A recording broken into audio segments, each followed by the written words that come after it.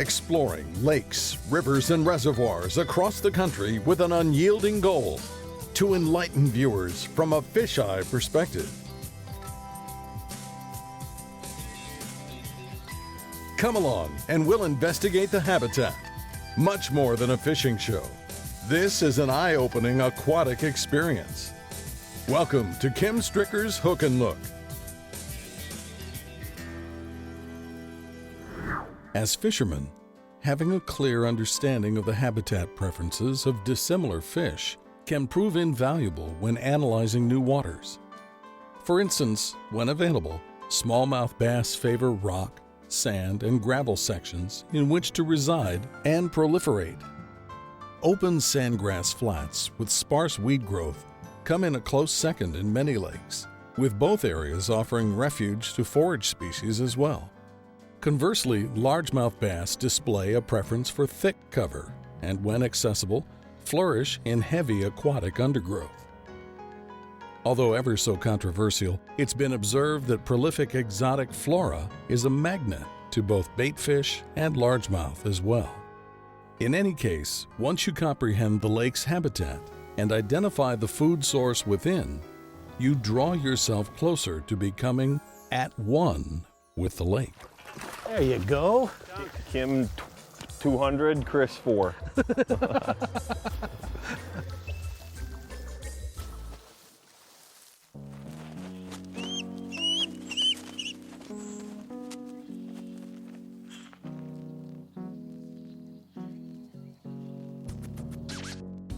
Nestled in the heart of Wisconsin's North Woods, the city of Eagle River is proud of their catchphrase, "Great times come with the territory."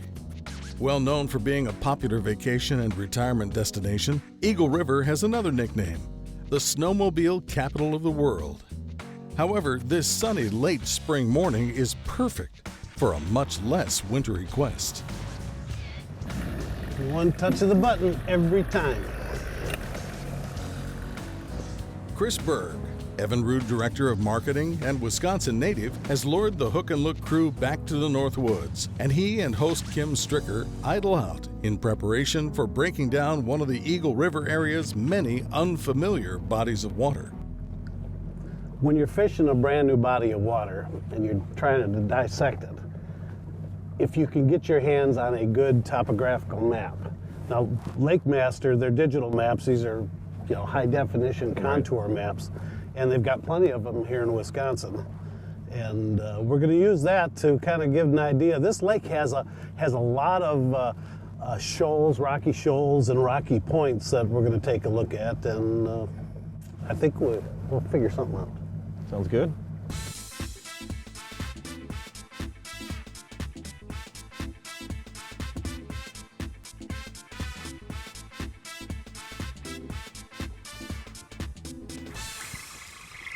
Here's a little guy, little bitty guy. That's a start. That's a start. When we first started out fishing this morning, things were a little bit slow, mostly small ones, but frankly, Kim was all over them and I couldn't get a bite. Yeah, just drag it to that. Now see, you just moved it 3 or 4 foot. So as Kim had pointed out, what I was doing was not right for that type of fishing.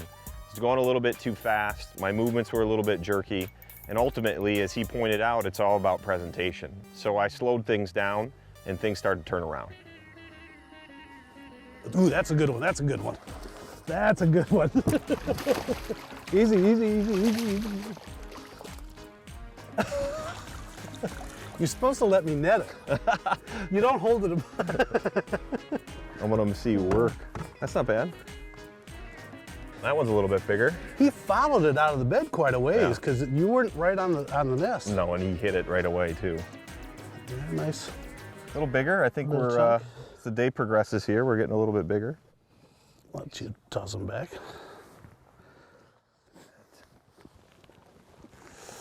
There you go, buddy. He'll go right back to his nest and finish what he was doing. We'll catch him again. Looks like a nest over there.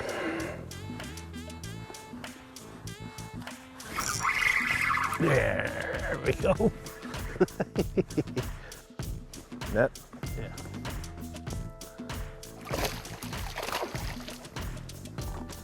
Not huge at all.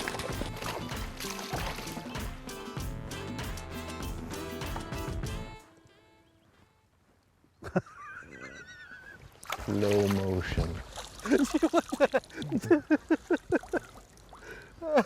If I had you as a co-angler in a tournament and you netted the fish like that. Last time you said slow down. I'm just taking it a little Oh easy. yeah, no, I meant your catch. Oh. You're a card. That's why you invite me back, right, Kim? That's exactly right. And we invite you back as well, right after these messages. I'll net it for you.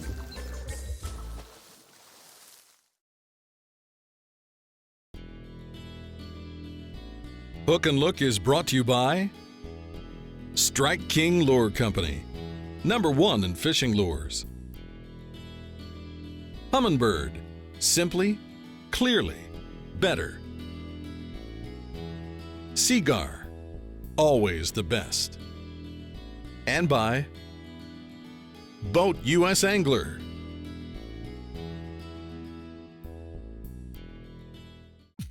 Welcome back. Kim Stricker is sight fishing with Evinrude Director of Marketing Chris Berg, who at the moment hooks up with another northern Wisconsin smallmouth. That's not a bad fish. That's a good fish. Let me get the net.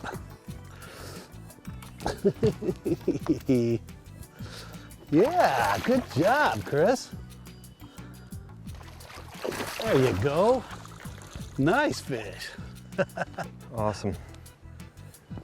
Now you're starting to pick up on what it takes to get him to bite off that. There goes the line. Let me help you. Let me get that for you and I'll Yep. hand him to you. Because, man, he swallowed that thing. There you go. Perfect. Nice. There we Nice go. chunk. Kim 200, Chris 4. It's all right. We got a full day ahead of us. That's right. If you gave me just one lure choice to fish for smallmouth bass, it'd have to be a Strike King coffee tube, teamed with a Strike King tour grade jig head. The one we're using today is a 3/8 ounce. Now, the thing that's nice about these tour grade jig heads is they use a premium Gamakatsu hook that is extremely sharp with a 60-degree bend. And all we're doing is simply slipping it in the tube. The coffee tube is impregnated with salt and coffee as well. You can smell it and so can those fish. And that is deadly for smallmouth. I don't care on the beds or off the drops, anywhere. Ooh, that's a good fish. There's a good one. Real nice fish. That's a real good one. Yes. Is that the same one you were tracking? Yeah, I think it was. There we go. Come on over here. All right, thank you, Chris. That's a nice one. Yes, sir. Yep, there we go. That's more like it. Just a little patience. Coffee tube, that's the magic Goby color. That's one of my favorites. It's got a bunch of hallow flakes in it. All different colors, you see them shine. But look at that. Nice chunky smallmouth. Now we're getting with the program. I like it.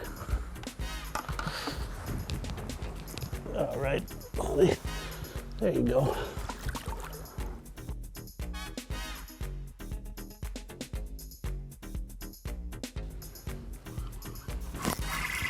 Another bite. Little guy. Little smallmouth.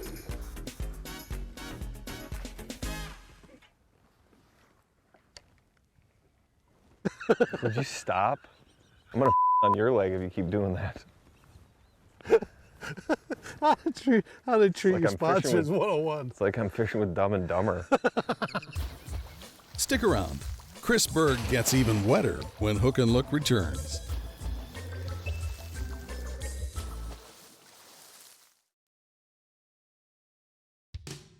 Although Eagle River, Wisconsin is located in the heart of Northwoods fishing country, the region boasts some of the best snowmobiling in the world as well. Numerous area snowmobile clubs groom and maintain a 500-mile trail network known as the Eagle River 500. In addition, snowmobile racing has become synonymous with Eagle River, which is home to the World Championship Snowmobile Derby. Here is past world champion Chuck Decker to tell us more. Eagle River is also unique in the fact that it's home to the World Championship Snowmobile Derby and has made Eagle River the snowmobile capital of the world. What started in 1964 and now 50 years later is the world's largest snowmobile race, and races come from throughout the entire country, Canada, United States, and even overseas from Russia, Sweden, and Finland. So it's a very unique town in that we boast summertime events and big-time winter events. In an attempt to provide Chris Berg with an accurate perception of the smallmouth nests, the two PADI-certified divers enter the water for a hook-and-look point of view. I've got a fish right here. He's right in front of you there, Sam. Yep, I see him. Look how they guard the nest like that. Stick your finger in there, you'll grab it. How about I put your finger in there? Slowly come on in, let's see what's on this nest. I see some small fry. There's not a whole lot of them, they're just starting to hatch. It doesn't look like there's lots of them over here. Where's that fish? He'll be back. I've heard some anglers allege that bass aren't interested in food while protecting their nests. Their belief, their mental perception, is that the guarding male is striking the lure only out of defense. That's nonsense. It takes a good deal of energy to protect their brood. They may not forage around covering any great distance, but I assure you, when they have an opportunity to grab some nourishment within the close proximity of their nests, they promptly take advantage of it. To prove a point, I hunt down a crayfish and present it to a smallmouth on guard duty. Here's a nice fish. Come on over here, Chris. Yep, I see it. This is a nice one. Oh, look at him. He's pretty aggressive. Watch this, I'm going to let that crayfish go. Oh, he got it! He got it! Oh, is that awesome? Awesome! He ate that crayfish off the bed quicker than anything. That didn't take long. Another observation that we've documented more than once is upon hooking and fighting guarding males towards the boat, the fish actually spits up partially digested food. You can clearly see the partially digested remains of small bait fish that have been regurgitated into the water, thus further verifying that the guarding smallmouths do in fact nourish themselves while on the nest. It's during the hours of the actual spawning ritual, when the male and female bass are rubbing, is when the pair are essentially oblivious to their surroundings and are very unlikely to feed or strike a lure. Fish on. All right. Looks like it's probably a good one too. I don't know. Did you see it? No, I didn't see it, but it doesn't seem that big. It's probably gonna be a walleye. No, it's not. It's a walleye. No, it's a smallmouth and a diesel one. A largemouth. I'm sorry. We went through 3 different fish there. We went through 3 species on the way to the boat. Sturgeon. Wait. Good.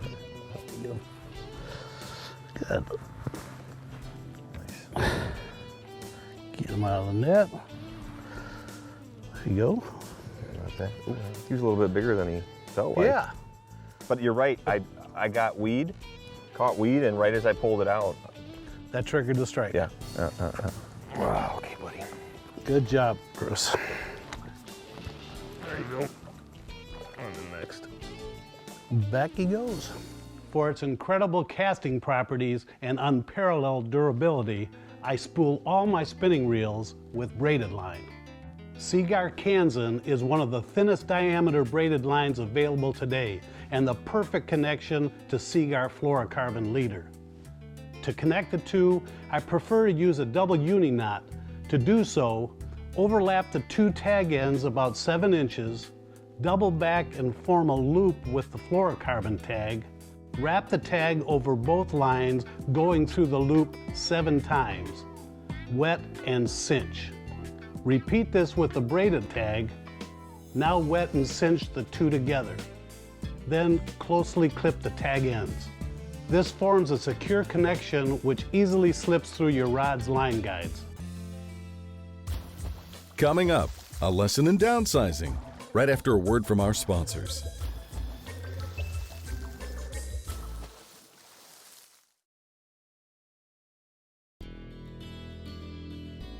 This portion of Hook and Look is brought to you by Power Pole. Swift, silent, secure. Deep Blue Coffee. Dive in. Ranger Boats. Still building legends, one at a time. And by Evinrude E-Tech. Power, performance, and 300 hours with no dealer scheduled maintenance. Another reason for getting out on the water beyond fishing is just to see what kind of boats and engines are out here. At BRP Evinrude, we have a pretty keen interest in knowing what type of boats and engines consumers are using. So like this pontoon boat behind me that's conveniently powered by a Johnson outboard, this is a pretty typical boat for up here in the Northwoods, and also an ideal candidate for a repower. So most people really love their boats. They love the way it's set up, but what they don't love is the operating cost of running older technology, especially in today's economy. What they're looking for is better fuel efficiency, lower operating cost, and lower maintenance. A great tool that we've developed at Evinrude to help you calculate the savings for your repower is our mobile repower savings app, which you can download at our website. So for instance, I've entered the information for the boat behind me, and it turns out that over the next 3 years, if you repower with Evinrude E-Tech, you'll save about $1,500.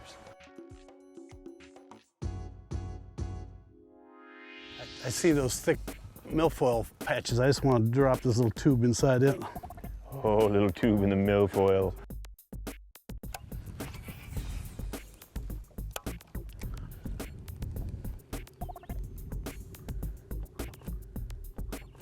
There he is. Wasn't the size I was hoping he was going to be.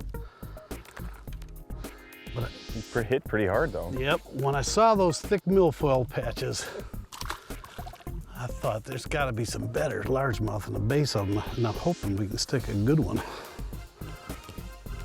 Let's just continue. I just started doing this. Let's see what happens. But again, on that coffee tube, just with a little different presentation. Is that a smaller tube? Nope, same tube, just a heavier weight and heavier line. Using a 50-pound braid with a half-ounce tour-grade tungsten weight. I just know I will eventually catch a good one off doing this. I mean, I kind of called the shot on that one. There he is. Nope. Looking for the big one. Well, the largemouth were worth a try. Contrary to popular belief, betting smallmouth can be downright finicky, especially after a sting and a miss. You had the fish. It has been well documented by biologists that bass are quick learners, but this particular fish is a teacher as well. Watch how Chris Berg learns a lesson in accuracy and diversity. But you keep going to that right side of the bed. Because he's over right there on the left side. So I ended up throwing to the left of the bed, to the right of the bed, behind, in front of it. I got his attention, but he would not chase it, and that was real frustrating. You miss the bed for a while, then he settles down.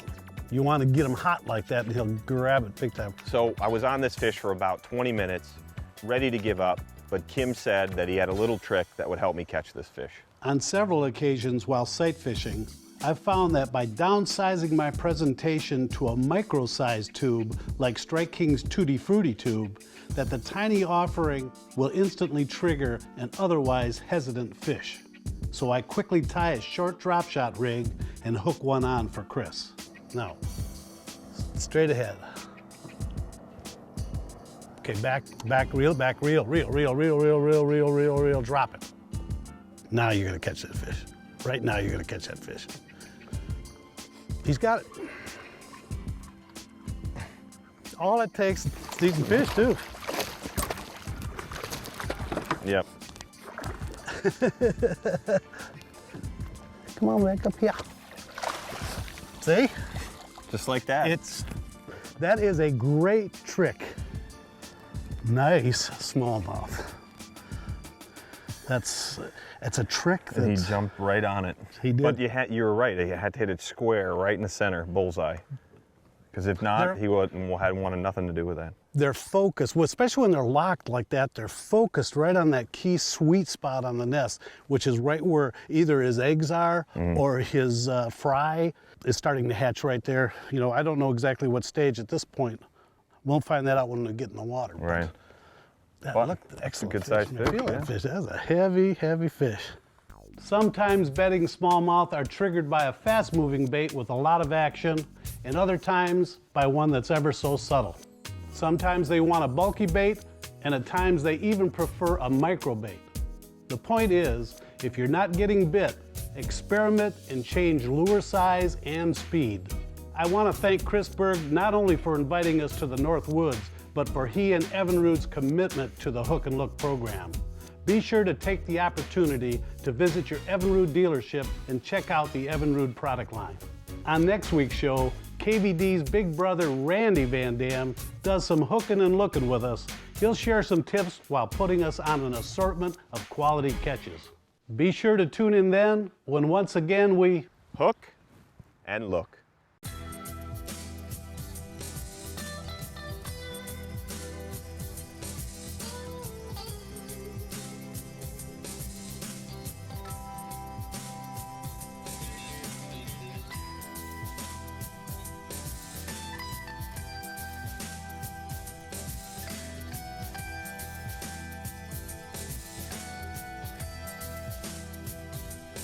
Hook and Look is a Kim Stricker production.